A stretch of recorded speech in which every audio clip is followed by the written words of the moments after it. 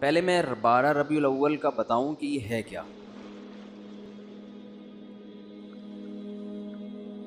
12 ربیع الاول نہ تو رسول اللہ صلی اللہ علیہ وسلم کی پیدائش کا دن ہے اور نہ ہی آپ کی وفات کا دن ہے۔ اس دن کا اسلام میں کوئی سرے سے سر پاؤں ہے ہی نہیں، سمجھ رہے ہیں؟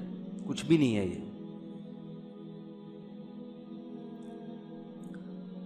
کیوں نہیں ہے؟ اتنے لوگ مناتے ہیں، اتنے لوگ کرتے ہیں۔ لوگوں کے منانے پر گورنمنٹ کی طرف سے کوئی پابندی نہیں ہے، اس لیے مناتے ہیں لوگ۔ اتنے سارے علماء کی تقریریں آتی ہیں اس دن کی فضیلت پر، تو وہ اس لیے آتی ہیں کہ تقریروں پر بھی گورنمنٹ کی طرف سے کوئی پابندی، بولو بھائی، نہیں۔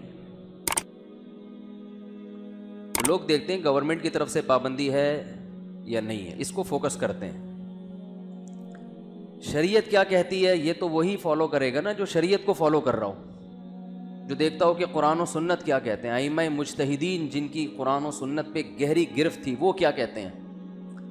وہ اخپل طریقے سے اسلام کو پیش، بولو بھائی، نہیں کرے گا۔ اخپل طریقہ نہیں چلتا۔ آج بہت سے معاملات میں پتہ ہی نہیں چل رہا ہے کہ ان کا لائف اسٹائل یا ان کا مذہب ہے کیا۔ اخپل طریقہ تو ہر ایک کا، بلوچوں کی الگ روایات ہیں، مہاجروں کی الگ ہیں، پنجابیوں کی الگ ہیں، پٹھانوں کی الگ ہیں۔ تو اخپل کو لے کے چلنا ہے تو پھر تو ہر قوم کا الگ کلچر، ہر قوم کی الگ روایات۔ اسلام کو دیکھنا ہے تو پہلے میں 12 تاریخ کے بارے میں آپ کو بتا دوں۔ ہمارے پاس جو دلائل ہیں وہ سب سے پہلے قرآن ہے، ایسا ہی ہے نا؟ الحمد سے لے کے والناس تک پورے قرآن میں کہیں بھی نہیں لکھا ہوا کہ نبی صلی اللہ علیہ وسلم 12 تاریخ کو پیدا ہوئے تھے۔ آپ کہہ سکتے ہیں تو بہت سی چیزیں نہیں لکھی، تو چلو جو نہیں لکھی وہ پھر حدیث میں آتی ہیں۔ احادیث ہم دیکھتے ہیں تو کوئی ایک صحیح روایت بھی، صحیح حدیث بھی اس بارے میں نہیں ہے کہ آپ صلی اللہ علیہ وسلم 12 ربیع الاول کو پیدا ہوئے۔ اس لیے کہ اسلام ہسٹری کے اس پہلو کو بیان کرتا ہے جس کا آپ کی پریکٹیکل لائف سے تعلق ہے۔ جس چیز کا آپ کی پریکٹیکل لائف سے تعلق نہیں ہے، اسلام آپ کو اس میں الجھانا نہیں چاہتا، کیونکہ نبی جس تاریخ کو پیدا ہوئے، جس تاریخ کو انتقال ہوا، تو کرنا کیا ہے آپ نے اگر خوشی منانی ہے اس کے لیے رمضان دے دیا، رمضان کے بعد عید آئے گی۔ دوسری خوشی دے دی بقرعید کے دن، وہ ہیں دو، اس میں کو سیلیبریٹ کرو، خوشی مناؤ اس میں۔ اور اس کی بھی ایک لاجک ہے، کوئی کام اسلام میں اللاجیکل نہیں ہوتا۔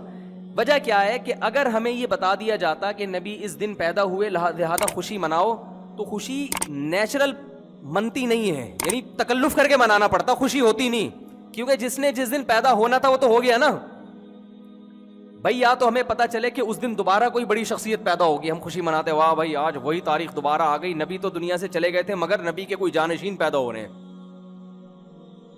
بھائی آپ جیسے ڈیٹ آف برتھ ہے، آپ 1 جنوری کو پیدا ہوئے تھے، دوبارہ 1 جنوری آ گئی، خدا کی قسم کسی کو خوشی نہیں ہوتی، لیکن وہ خام خامے کیک کاٹ کے کیا کر رہا ہے؟ خوشی منا رہا ہے۔ کس بات کی خوشی؟ خوشی آپ کو اس بات کی تو ہوگی کہ 1 جنوری دوبارہ آئے، آپ کہو میرا 1 سال گزر گیا، تو گزر گیا نا، گزر گئی گزران، کیا جھونپڑی کیا میدان، ڈیفنس کے بنگلے میں گزر گیا تو بھی کوئی فائدہ نہیں، اب تو گزر گیا۔ اگر کانٹوں پہ گزر گیا تو بھی کیا ہے؟ گزری ہوئی چیز پہ نہ انسان خوش ہوتا ہے اور نہ انسان غمزدہ ہوتا ہے، ہمیشہ مستقبل کا سوچ کے خوش ہوتا ہے اور فیوچر ہی کا سوچ کے غمزدہ ہوتا ہے۔ بہت مشکل ہے بات سمجھانا، بہت مشکل ہے بات سمجھانا۔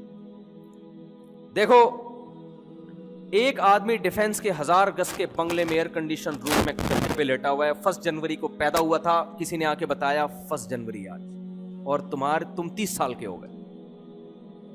لیکن یہ ہم تمہیں بتا دیں کہ اگلا 1 جنوری تمہیں دیکھنا نصیب بولو نہیں ہوگا، اور تمہاری جاب بھی گئی ہے، تمہارا بزنس بھی ٹھپ ہو گیا، اب تمہارا یہ مکان بکے گا، اور ڈیفنس سے تم موو ہو جاؤ گے گندے نالے کی طرف، تو آپ اب کسی غریب علاقے کی طرف آپ کیا ہو جاؤ گے؟ شفٹ۔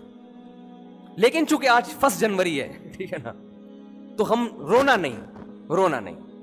30 سال تو اچھے گزر گئے نا آپ کے، ڈیفینس میں، ایئر کنڈیشن روم میں، آپ کا کروڑوں کا بزنس تھا. وہ الگ بات ہے، اب آپ روڈ پہ آ جاؤ گے، بھیک مانگو گے، آپ کشکول لے کے لوگوں کے ساتھ. اگلا 1 جنوری جو ہے نا، کشکول آپ کے ہاتھ میں ہوگا، ٹھیک ہے نا، صحیح ہے. اب وہ رونے لگا تو آپ کہیں نہیں happy birthday to you. آپ 30 سال کے ہو گئے، آپ کیک کاٹیے اور منہ میٹھا کیجیے. وہ کہے گا لعنت بھیجتا ہوں اس کیک کے اوپر، ٹھیک ہے نا، ہائے یہ کیا ہو گیا میرے ساتھ، ہائے. یہ روئے گا کہ نہیں روئے گا؟ ماضی کی خوشیاں سوچ کے انسان خوش نہیں ہوتا، فیوچر کی خوشیوں پہ انسان کیا ہوتا ہے، خوش. اسی مثال کو الٹا کر لیں آپ. ایک آدمی فٹ پاتھ پہ پڑا ہوا ہے، نالے کے قریب، نہ سونے کا بیچارے کے پاس انتظام، نہ کھانے کا، بھیک مانگتا رہتا ہے.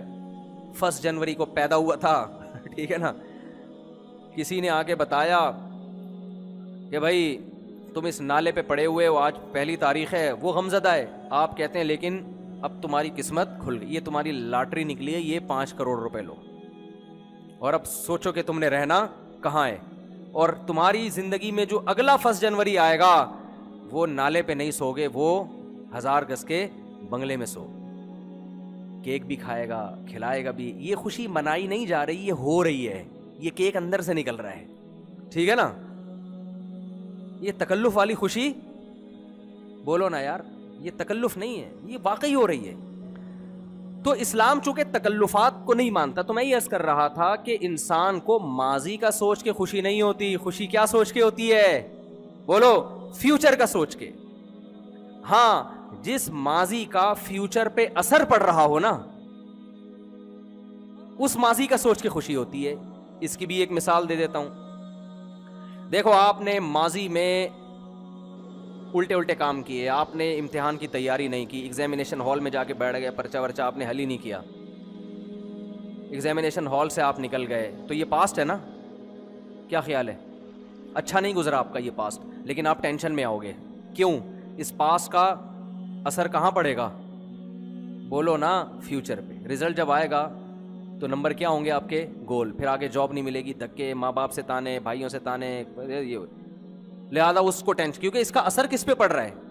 یہی وجہ ہے کہ اگر کوئی آپ سے کہے کہ آپ نے پیپر تو اچھا نہیں کیا، لیکن میرے تعلقات ہیں، وہ 100 نمبر ڈال دے گا اس میں، تو آپ کو بھائی بھڑ میں جیسا ماضی گزرا ہو. اسی طرح آپ کا ماضی اچھا گزرا اور اس کا اثر فیوچر پہ اچھا پڑے گا، تو بھی اس پاس کا سوچ کے آپ کو خوشی ہوتی ہے. پاس کی وجہ سے نہیں، کس کی وجہ سے؟ فیوچر کی وجہ سے. اللہ تعالیٰ سمجھنے کی، عمل کی توفیق عطا فرمائے. وما علینا الا البلاغ. اهدنا الصراط المستقیم، ہم کو سیدھے رستے چلا